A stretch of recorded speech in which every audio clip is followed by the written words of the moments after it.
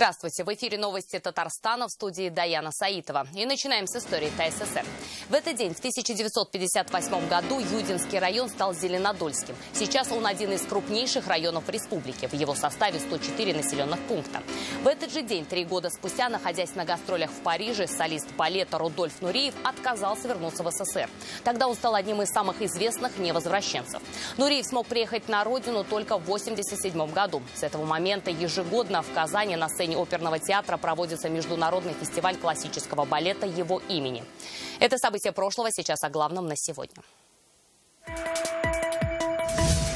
Субсидии, льготы, индексация. С 1 сентября текущего года средства родителей на организацию горячего питания учеников с 1 по 4 класса привлекаться не будут. Каким переменам приведут изменения в законодательстве? Подробности сессии Госсовета. У Зарины Ахметовой. Пошли по ресторанам. Мы соскучились, потому что можно сидеть внутри, когда очень жарко. Справляются ли с потоком желающих общепиты Казани? И почему 3 из них вообще не открылись, знает Сергей Хайдаров. Плюс 30 без воды. Вот смотрите, открываю воду, ни капли воды нету. О проблемах с напором в кранах в разных уголках республики расскажет Салават Мухаммадоля. Приступили к укреплению.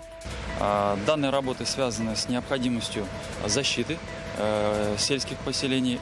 Почему нижнекамцы так радуются обновлению дамбы, знает Алия Хайрудинова. Сельским учителям компенсируют расходы на ЖКХ. Школьников обеспечат горячим питанием бесплатно, а зарплаты госслужащим все же проиндексируют. Об этом и не только сегодня говорили на 11-й сессии Госсовета. Подвели депутаты и итоги полугодовой работы. Несмотря на пандемию, число обращений от граждан только увеличилось. Обо всем подробнее Зарина Ахметова. 11-е заседание Государственного совета 6-го созыва объявляется открытым. Льготы, субсидии, компенсации. На 11-м заседании целый блок вопросов депутаты посвятили социальной сфере. Так, например, родителям учеников начальных классов больше не нужно будет тратиться на горячее питание. Теперь это статья расходов государства. С 1 сентября текущего года средства родителей на организацию горячего питания учеников с 1 по 4 класса привлекаться не будут. Мера социальной поддержки сохранится для наших детей, которые обучаются с 5 по 11 классы. Пополнение в семейном бюджете стоит ждать сельским учителям, директорам и их замам. После изменений в законе об образовании они могут компенсировать расходы по ЖКХ. Это коснется более 2000 человек. Ставлю на голосование предложение комитета о принятии в первом чтении в целом представленного законопроекта. До 2022 года продлили действие дифференцированных налоговых ставок, так что в следующем году предприниматели еще смогут применять упрощенку. По оценке депутатов, в целом это поможет сохранить бизнесу республики более миллиарда рублей.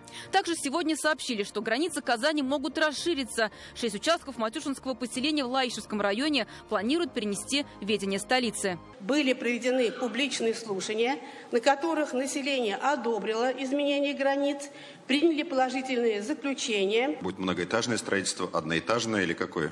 Но, по крайней мере, по плану пространственного развития Республики Татарстан, там предполагается развитие спортивного комплекса «Динамо», который сейчас там находится. Планируется, вернее, построить спортивный комплекс «Биатлон». Штрафы за административные правонарушения в области охраны окружающей среды теперь пополнят районные бюджеты. Такое решение, по словам Рустама Миниханова, было принято с расчетом, что средства муниципалитета направят на улучшение экологии. Все это правильно.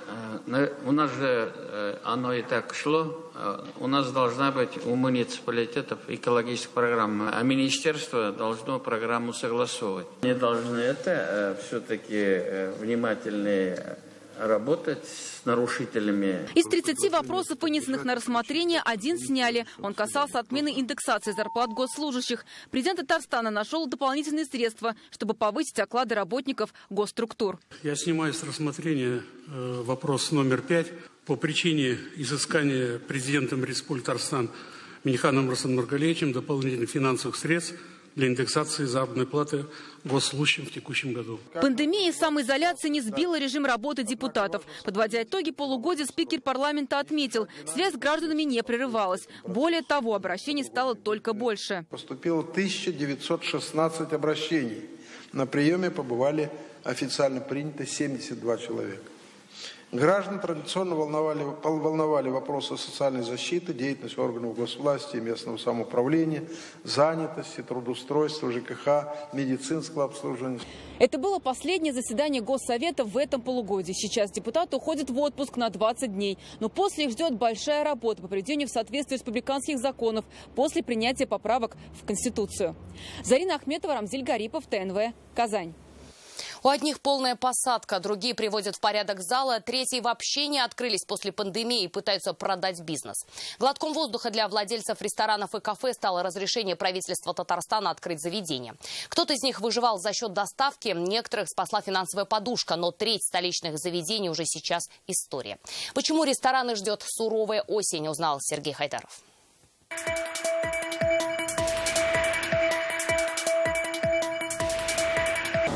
Добрый день. Проходите за любой понравившийся столик. Пожалуйста, пожалуйста.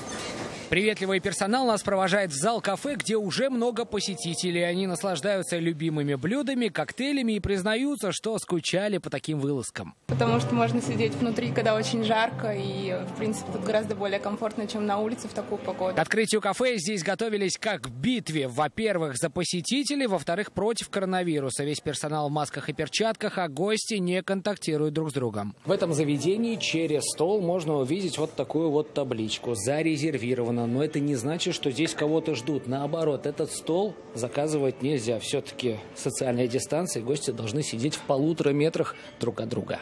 Во время пандемии было важно не растерять не только клиентов, но и команду, говорит владелец Нурислам Шарифуллин. И в том, и в другом случае помогла доставка еды на дом. Ну и потом нам очень сильно помогли государственные субсидии, которые нам выделили на выплату заработной платы, что позволило нам сохранить большую часть нашего персонала. Если вдруг у гостя нет с собой что-то из перечня, он может воспользоваться нашими одноразовыми масками. Что касается безопасности, то в этом ресторане тоже все готово. С самого утра гости обрывают телефон, заказывая столы, но всех принять нельзя из-за дистанции, приходится работать в полсилы. До этого, грубо говоря, зал рассчитан на 150 посадочных мест, то сейчас это где-то 75 мест. Если одни уже открыли двери для гостей, то в этом кафе в самом центре города идут последние приготовления. Проводят санитарную обработку к визиту посетителей. Все должно сверкать. Мы все очень рады. Но вместе с этим мы понимаем, что это большая ответственность, и мы к этому подходим с большим старанием. Как в ресторанах соблюдаются меры безопасности, Роспотребнадзор начнет проверять уже завтра. Я призываю тех предпринимателей, которые готовы к открытию, активно на нас выйти и получить наши предписания. Одним удалось выжить за счет доставки, других спасла денежная подушка, но открыться после пандемии и запретов смогли далеко не все. Уже сейчас любители вкусно покушать лишились как минимум трети от всех ресторанов. Это не всегда связано с пандемией. Кто-то уже до этого планировали закрываться, менять либо профиль, либо там ребрендинг какой-то делать. А кто-то закрылся именно в связи с тем, что они генерировали долги. И не везде пошли арендодатели навстречу. Владельцы таких тонущих кораблей сейчас продают свой бизнес. Цены самые разные, от 50 тысяч рублей и переваливают за 1 миллион. Эксперты прогнозируют, до осени не доживут еще как минимум 5% открывшихся ресторанов. В борьбе за посетителя победят только самые вкусные. Сергей Хайдаров, Адель Миндубаев, ТНВ, Казань. Почему некоторые рестораны и кафе республики открыли свои двери уже в течение пары часов после публикации постановления, а треть предприятий общепита Татарстана закрыла свои двери навсегда? Подробности читайте в интернет-газете «Реальное время». Сегодня, как сообщает Следственный комитет России по Татарстану, задержан по подозрению в организации убийства бывший министр экологии и природных ресурсов республики Аглям Садреддинов.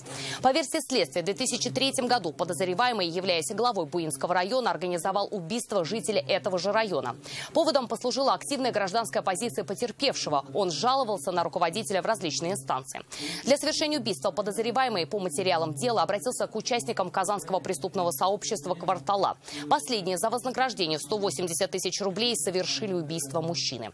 В 2010 году Верховный суд республики приговорил исполнителя и посредника к значительным срокам лишения свободы.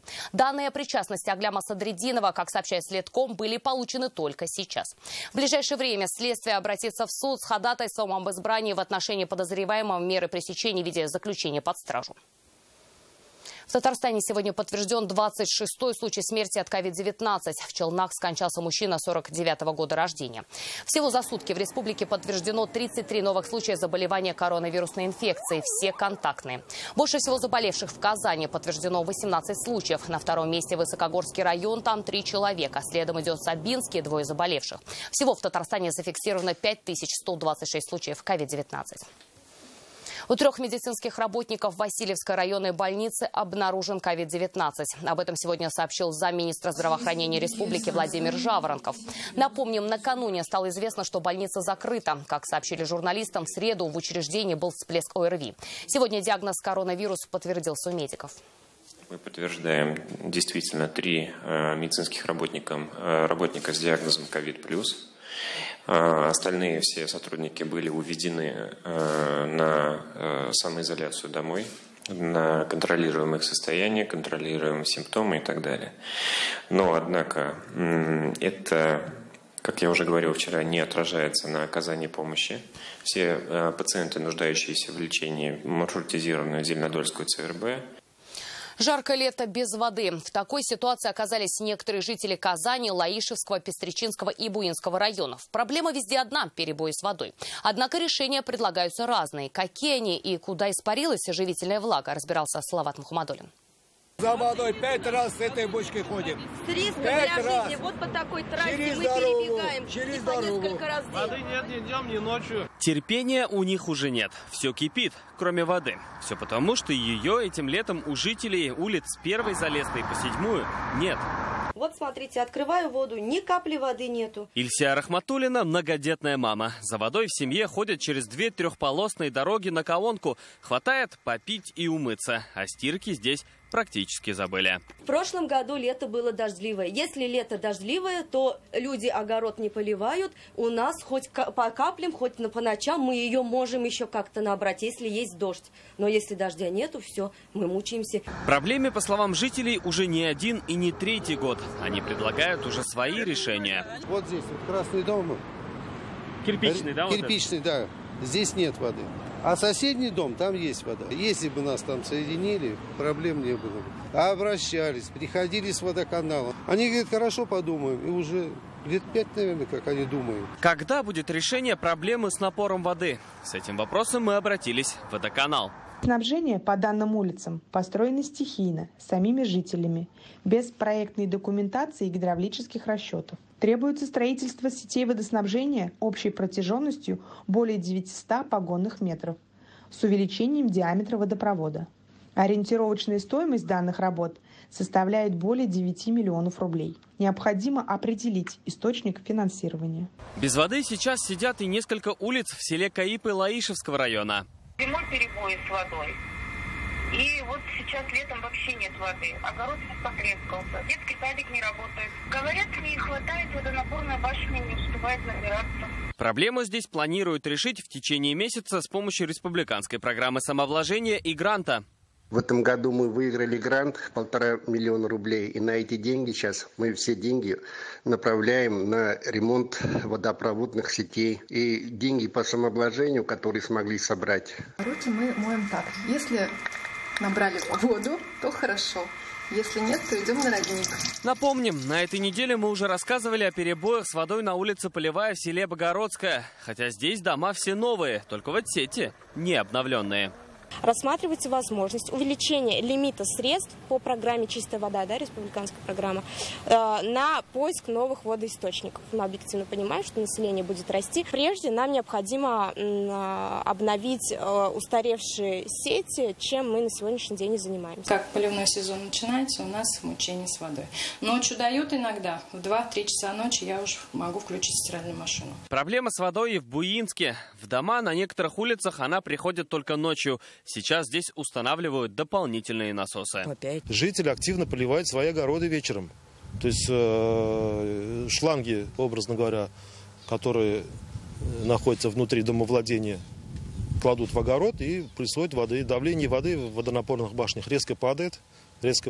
Проблема с напором воды становится особенно актуальной в это время. Жара, чуть ли не каждый день за плюс 30, а помыться, да что там, хотя бы даже умыться практически нечем. И такие перебои каждый год. Причина – где-то стихийная застройка, где-то ошибка в расчетах, где-то уже просто пришло время менять инфраструктуру. И это жаркое лето показало, что переждать не выход, и решать водные вопросы нужно незамедлительно. Салават Мухаммадуллин, Ренат Сафин, ТНВ, Казань. Если герои нашего предыдущего сюжета страдают от отсутствия воды, то в Нижнекамске садоводы ждут, когда же их выведут из зоны затопления. В городе началась долгожданная реконструкция Нижнекамской дамбы. Это настоящий праздник для более чем 500 человек. Работы идут в рамках реализации федерального проекта развития водохозяйственного комплекса России. Их поделили на 2 этапа. Когда преобразится дамба и о какой большой воде до сих пор помнят нижнекамцы, расскажет Алия Харудинова. Такой спокойной и низкой Кама была не всегда. В Нижнекамском районе помнят, как в 79-м пришла большая вода. Тогда ее уровень поднялся так, что садоводы почувствовали себя как в Венеции. По своим участкам пришлось передвигаться вплавь или на лодках. После 80-е была построена ограждающая дамба. Ее длина 12 километров. За 40 лет службы 2 из них пришли в негодность. В конце июня началась большая реконструкция. Теперь мы спим спокойно, спокойно сажаем, спокойно выращиваем свои огородные культуры. Десятки тысяч огородов у нас в зоне затопления.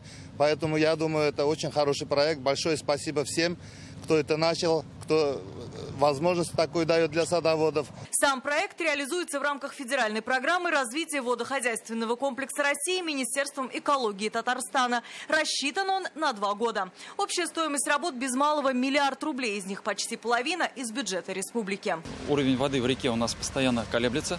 Это вызывает определенные опасения, так как размывается при этом сама дамба. Она испытывает на себе очень большие перегрузки. Естественно, это приводит к повсеместному ее разрушению.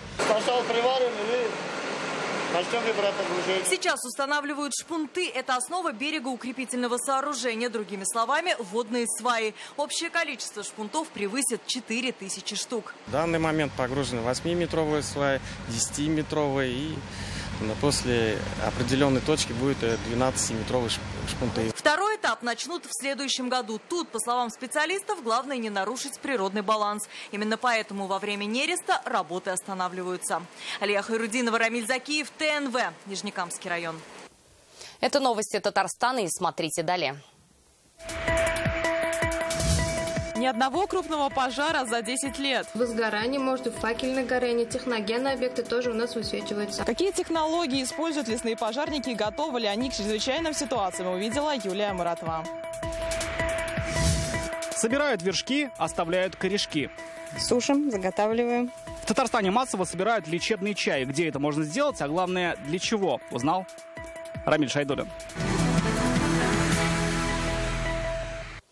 Республика должна стать лидером страны в цифровизации. Такую задачу сегодня поставил Рустам Минниханов на заседании правительства по вопросам цифровой трансформации. Сейчас в Татарстане реализуется 5 региональных программ. Информационная безопасность, информационная инфраструктура, кадры для цифровой экономики, цифровое государственное управление и цифровые технологии. По поручению президента республики к 1 сентября во всех школах республики будет высокоскоростной интернет.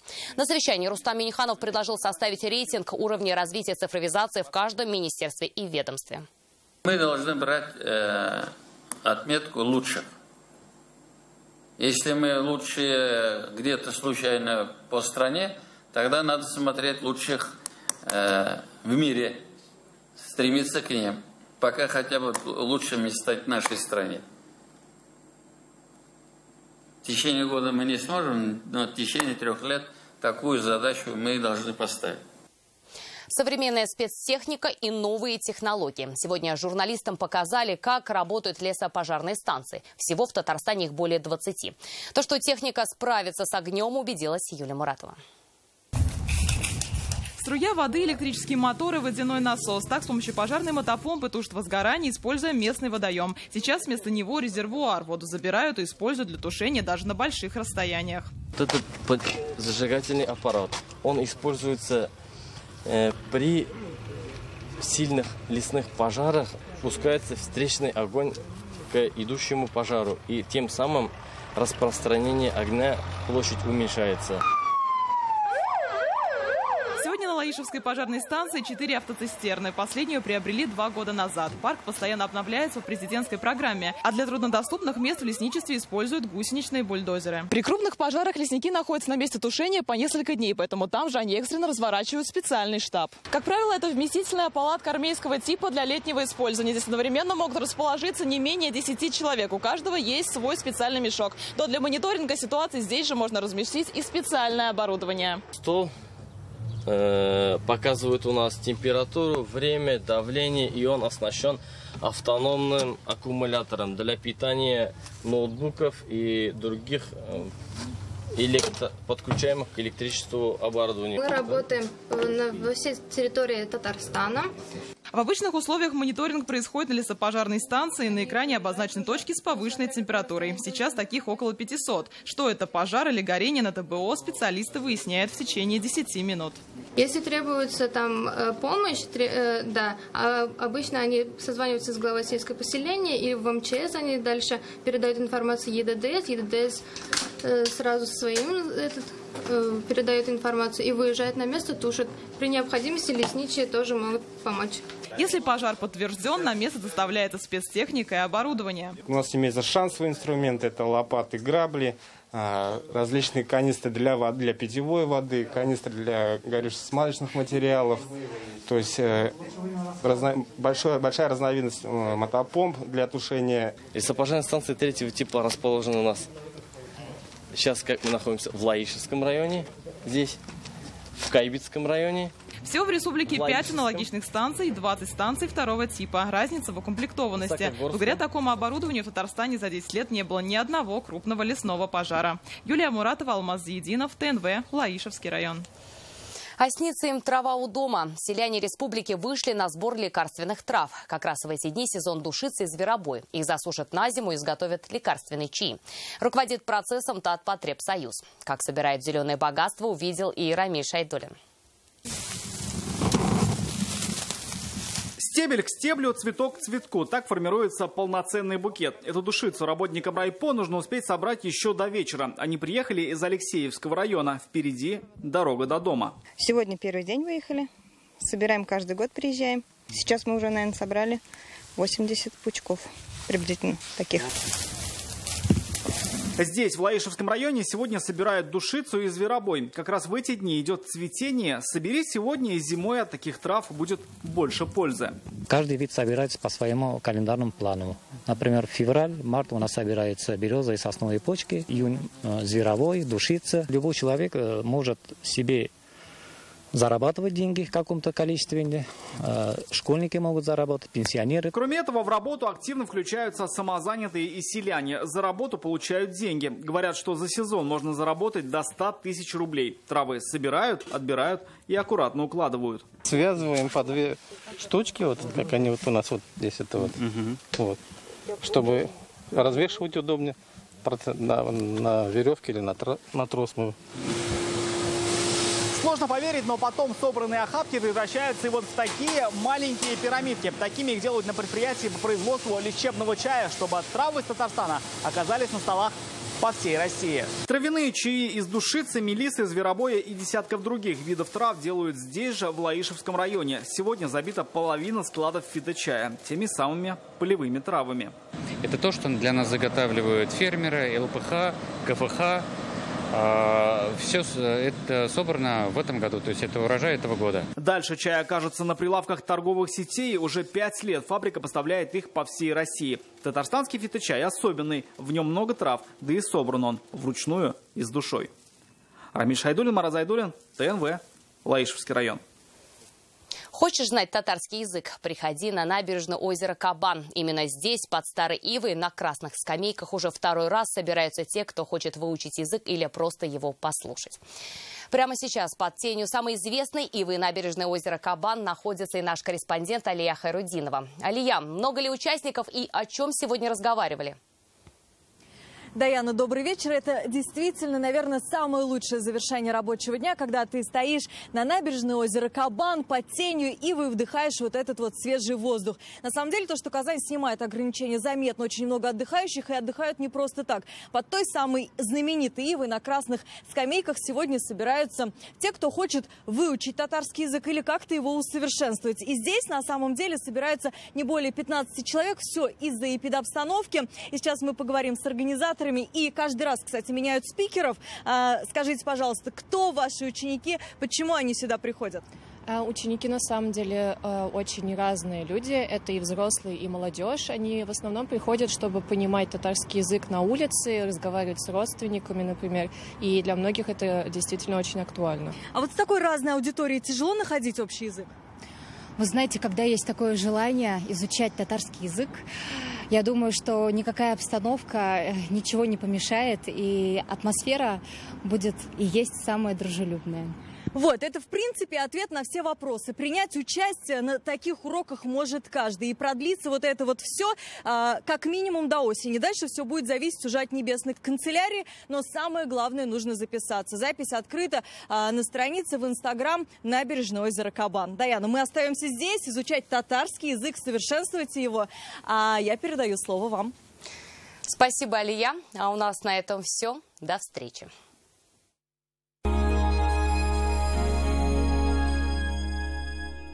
Квартира от надежного застройщика – это то, что нужно. Новый жилой комплекс «Дом на Минской» открывает свои двери. Скидки до 75 тысяч рублей. Хотите квартиру в этом доме? Звоните 22 66 100 Акташ Инвест. Для тех, кто заботится о главном. Весь июль в автоцентре «Марка» Datsun от 374 400 рублей. Звоните 4 пятерки 3 семерки. Чувство радости способно лечить. А в аптеках «Фармленд» всегда есть повод для радости. Летняя распродажа. Покупай со скидкой до 50%. «Фармленд» – аптека доброго здоровья.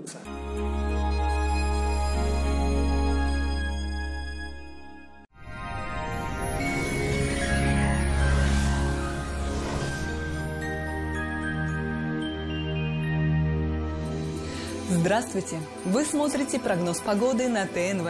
В студии София Егорова. О погоде через несколько секунд. Создайте свою уникальную, продуманную до мелочей кухню вместе с Данил Мастер. 3D-проект кухни, доставка и установка в подарок. Звоните 2-167-166. Казань, Восстание, 23. Данил Мастер ценит каждого клиента. По данным сервиса Яндекс.Погода, в Бугульме, Бавлаха и Азнакаево температура продолжит постепенно понижаться, плюс 26 градусов днем. Вероятность осадков будет небольшой. В Набережных Челнах, Нижнекамске и Елабуге дождей не ожидается. Температурный фон немного понизится до плюс 27. В Агрызе, Менделеевске, Актаныши без осадков тепло. 27-28 градусов выше 0. В Арске, Кукмаре и Балтаси без существенных изменений. Здесь также без осадков и тепло. Плюс 26 градусов днем. В Болгаре, Дорожном и Буинске температура станет чуть ниже. Осадки не прогнозируются. Днем до плюс 27. В Альметьевске, Чистополе и Мамадыше малооблачно, но ветрено. Без осадков. У жителей нашей республики есть возможность позаботиться о своем здоровье без значительных финансовых затрат. Со 2 по 31 июля в аптеках «Икона», аптеках от склада, бережных аптеках проходит акция «Покупай выгодно, берегите себя». Покупай выгодно в аптеках «Икона», аптеках от склада и бережных аптеках. Троксивазин – 183 рубля, Нурофен – 134 рубля, Альмагель А – 219 рублей. Покупай выгодно в аптеках «Икона», аптеках от склада и бережных аптеках. Мне уже удаляли грыжу позвоночника. Снова направляют на операцию. Что делать? Доктор Ост лечит позвоночник по передовой технологии. Без операции. Грыжа сама начинает втягиваться на место, освобождая пережатый нерв и сосуды. Боль уходит. Возвращается легкость движений. Спонсор показа – федеральная сеть медицинских центров «Доктор Ост». Лечение самых сложных заболеваний позвоночника и суставов без боли и хирургического вмешательства. За 10 лет в 10 городах России врачами клиники отменено более 10 тысяч операций.